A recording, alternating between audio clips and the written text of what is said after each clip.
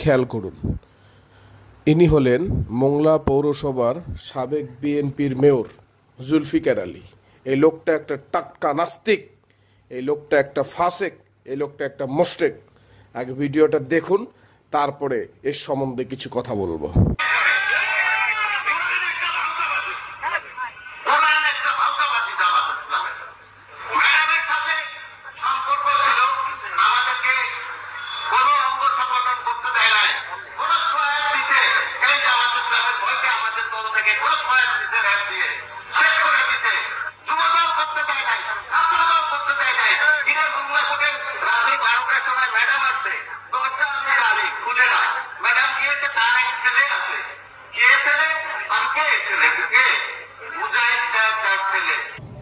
ওর কথা আমার আর শুনতেই ইচ্ছা করছে না।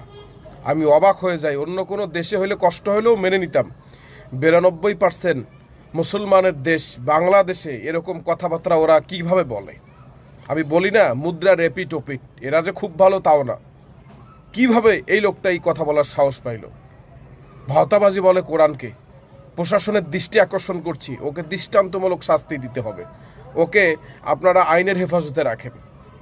কিছুদিন আগে এত বড় একটা দল, আমি তো ভালোই মনে করতাম, এই দলের মহাসচিব কিভাবে বলে যে রাজনীতির সাথে কোরআনের কোনো সম্পর্ক নাই? আমি তখন বলেছিলাম, ফখরুল সাহেব, আপনার সাথে কোরআনের কোনো সম্পর্ক নাই।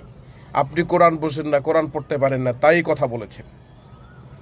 আমরা মুসলমান, আমাদেরকে গালি দিলে আমরা সহ্য করতে পারি। বাবা মাকে গালি দিলে কষ্ট হলেও সহ্য করতে পারি। আমাদের গোষ্ঠী নিয়ে কথা বললেও সহ্য করতে পারি। কিন্তু আমাদের কলিজার টুকরা রাসূলুল্লাহ সাল্লাল্লাহু আলাইহি ওয়াসাল্লাম, আল্লাহ এবং কোরআনকে নিয়ে কোনো কথা বললে আমরা সহ্য করতে পারি না।